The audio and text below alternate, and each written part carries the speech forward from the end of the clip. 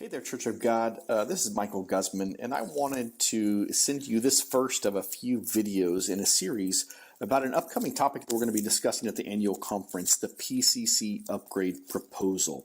This first video, I want to give you a little bit of context and history for the Pacific Coast Collection so that you can understand some of the dynamics that go into the bigger picture.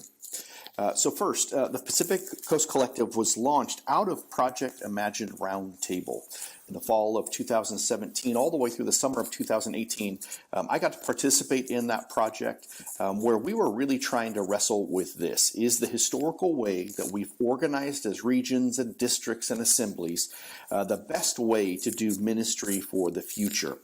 What came out of that lengthy and very difficult set of conversations and discussions were two initiatives. One was the CHOG Table, a group of people from across the spectrum just looking to be able to navigate the next steps of ministry from basically every slice of kind of current ministry that you can imagine. And the second was a pilot region project to be able to find a better way to be able to organize and do ministry together. Again, so all of that to just get at the PCC, the Pacific Coast Collective, was born to discover, is there a more effective way? The PCC started in the spring of 2018 out of Project Imagine. Bob Moss, who had convened and chaired all of Project Imagine Roundtable on a regional conference call with pastors, had asked for volunteers. Is there anybody looking to be able to participate in this pilot? There were 4 people that responded during that time frame: Lloyd Moritz in the Pacific Northwest, Jerry Davison in Oregon and Southwest Idaho, myself in Central California, and David Wynn in Southern California and Southern Nevada. And so really out of that kind of volunteering, again, uniquely and even in beautifully ironically, all on the West Coast. Later on, this group got together in Phoenix for a 3DM workshop to be able to begin some of the learning and dialogue together. We added to that mix both Jim Lyon and Ben Schuler from Church of God Ministries.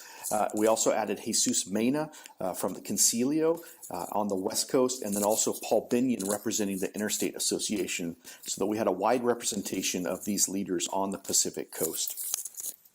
Later on, there were a couple of gaps that were in existence. So out of that meeting in Phoenix in the winter of 2018 and the winter of 2020, what we did is we added J.R. Stepp in Alaska and then Mike Mugford in Northern California and Northern Nevada, ultimately representing every single one of those states and regions that are on the Pacific Coast. So from Alaska all the way down to Southern California, including the Concilio, including Interstate Association, and in partnership with Church of God Ministries, the Pacific Coast Collective has been meeting on a weekly basis via Zoom, and then also on a quarterly basis in person to be able to move forward into how can we do this stuff better together. Jerry Davison, kind of going back to that time frame where Bob Moss was calling for volunteers.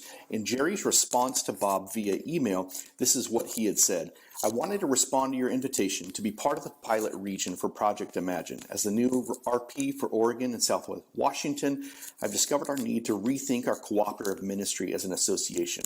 I'm not certain that we will be able to survive much longer operating the way we are. I would love to be a part of a larger group working together to see God's kingdom advance. I appreciate the work being done by our national offices and will love to help in any way possible. And so, with that kind of background, it gives you a little bit of an idea of how the Pacific Coast Collective was born. And then in the next video, I'd love to get at some of the things that the Pacific Coast Collective has accomplished in its 3-year time frame together. Thanks for watching this one.